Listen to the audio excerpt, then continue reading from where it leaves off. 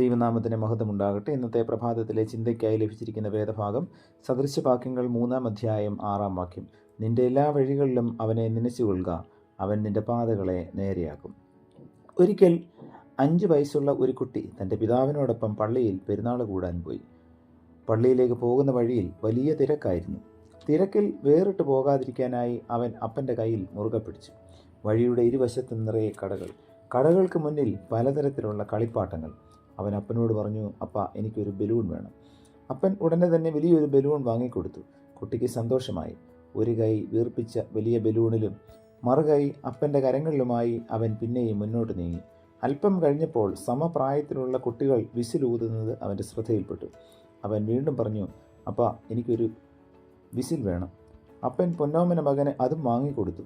ഒരു കൈയിൽ balloon, മറുകൈയിൽ whistle. അവന് സന്തോഷമായി. അവൻ വിസിൽ വായിൽ വെച്ച് പരമാവധി ശക്തിയിൽ ഊതി നോക്കി. ഹായ്, എത്ര മനോഹരമായ ശബ്ദം! പക്ഷേ പെട്ടെന്ന് അവൻ പരിഭ്രാന്തനായി. അപ്പൻ്റെ കൈ വിടുവിച്ച് വിസിൽ ഊതാൻ നിന്നപ്പോൾ ജനത്തിരക്ക് മൂലം അവൻ അപ്പനിൽ നിന്നും അകന്നുപോയി. അപ്പനെ വിളിച്ച് അവൻ കരഞ്ഞു. കയ്യിലിരുന്ന വിസിലും ബലൂണും വലിച്ചെറിഞ്ഞ് അവൻ കൂടുതൽ ഉച്ചത്തിൽ നിലവിളിച്ചു, അപ്പ. അപ്പൻ അധികം അല്ലാതെ നിന്നിരുന്നു. അവനെ കാണാൻ കഴിഞ്ഞിരുന്നില്ലെങ്കിലും അദ്ദേഹം ഓടി വന്ന് അവനെ കോരിയെടുത്ത് ആശ്വസിപ്പിച്ചു. അപ്പൻ കൂടെ ഉണ്ടായിരുന്നപ്പോൾ വിസിലും ബലൂണും ആകർഷകങ്ങളായിരുന്നു. എന്നാൽ അപ്പനെ കാണാതായപ്പോൾ അവൻ പരിഭ്രാന്തനായി. ആ പരിഭ്രാന്തിയിൽ ബലൂണിനും വിസിലിനും വിലയില്ലാത്തതായി തീർന്നു. അവനെ സന്തോഷിപ്പിക്കുവാൻ അവയ്ക്ക് കഴിഞ്ഞില്ല. പ്രിയമുള്ളവരെ, ഇതുതന്നെയാണ് ആധുനിക മനുഷ്യൻ്റെ അവസ്ഥയും. നമുക്ക് എന്തെല്ലാം ഉണ്ടായാലും അതിൻ്റെ മാധുര്യം പൂർണ്ണതയിൽ അറിയണമെങ്കിൽ ദൈവത്തോടുകൂടെ ജീവിക്കണം. പണം നല്ലതാണ്, ജീവിതത്തിന് അത്യാവശ്യവുമാണ്. പക്ഷേ ദൈവം കൂടെയില്ലെങ്കിൽ അതും സന്തോഷദായകം ആവുകയില്ല. ഇഷ്ടം പോലെ പണമുണ്ടെന്ന് പറഞ്ഞിട്ട് എന്താണ് കാര്യം എന്ന് ആത്മകഥം ചെയ്യുന്ന എത്രയോ പേർ നമ്മുടെ കൂട്ടത്തിലുണ്ട്.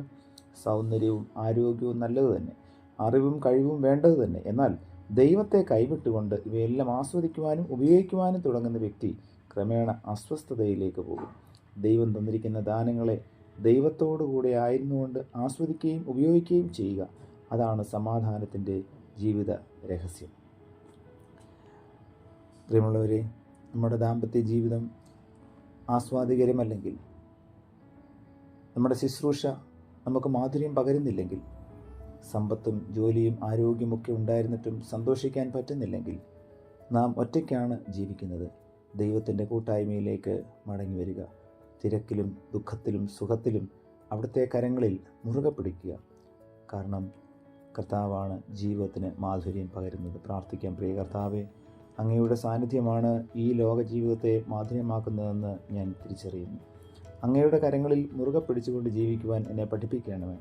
എൻ്റെ ചിന്തകളിലും പ്രവർത്തനങ്ങളിലും ബന്ധങ്ങളിലും അങ്ങുണ്ടായിരിക്കണമേ. കർത്താവിൻ്റെ കരങ്ങളിലേക്ക് എൻ്റെ ജീവിതത്തെ പൂർണ്ണമായി ഞാനിതാ ഈ പുതു ദിവസം ഏൽപ്പിക്കുന്നു. അങ്ങ് എൻ്റെ ജീവിതത്തെ നിയന്ത്രിക്കണമേ. പുത്രൻ്റെ നാമത്തിൽ പ്രാർത്ഥന കേൾക്കണം പിതാവേ. ആമേൻ.